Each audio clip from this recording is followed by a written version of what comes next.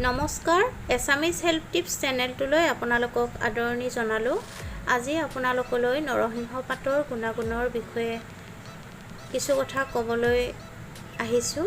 আশা কৰোঁ আপোনালোকে ভিডিঅ'টো চাই ভাল পাব আৰু ভাল পালে ভিডিঅ'টোত লাইক কমেণ্ট আৰু চেনেলটো ছাবস্ক্ৰাইব কৰি ল'ব। তেন্তে আহকচোন নৰসিংহ পাতৰ গুণাগুণবোৰৰ বিষয়ে আপোনালোকক জনাওঁ। নৰসিংহ পাতত calcium, phosphorus, iron, magnesium, vitamin A আৰু বি যথেষ্ট পৰিমাণে থাকে।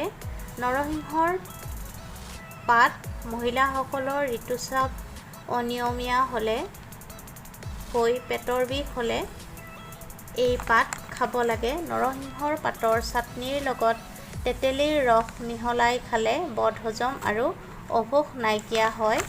দাঁতৰ আলু ফুলিলে আৰু দাঁতৰ পৰা যদি তেজ পুজ আদি বাহিৰ হয় তেতিয়া নৰসিংহ পাতৰ আঞ্জা খাব লাগে।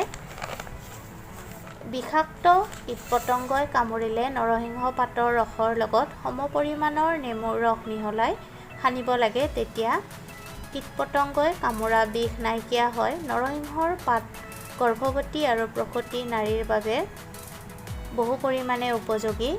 নৰসিংহৰ পাত বহুমূত্ৰ ৰোগ আৰু বৃক্কৰ ৰোগৰ বাবেও বহু পৰিমাণে উপযোগী। নৰসিংহৰ পাতে হাড় দাঁতৰ গঠনত সহায় কৰে।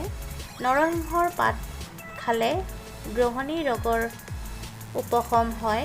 নৰসিংহৰ পাতে তেজৰ পৰিমাণ বৃদ্ধি কৰে।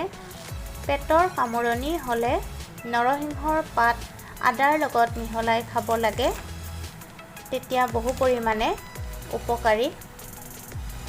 গতিকে গম পালেনে নৰসিংহ পাতৰ কিমান ঔষধি গুণেৰে ভৰপূৰ। সেইকাৰণে আমি নৰসিংহৰ পাত যিকোনো উপায়ে খাবলৈ চেষ্টা কৰিব লাগে। বিশেষকৈ লিভাৰৰ কাৰণেও নৰসিংহৰ পাত বহু পৰিমাণে উপযোগী। পেটৰ যিকোনো সমস্যাৰ বাবে এই পাত খালে আমি বহু পৰিমাণে সেই সমস্যাবোৰ নিৰ্মূল কৰিব পাৰোঁ। আজিৰ ভিডিঅ'টো ইমানেই।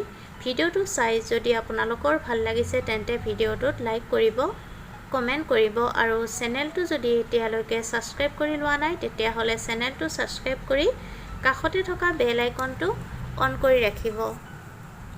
পুনৰ উপস্থিত হ'ম আন এটি ভিডিঅ'লৈ। আজিলৈ আহিলোঁ, ধন্যবাদ।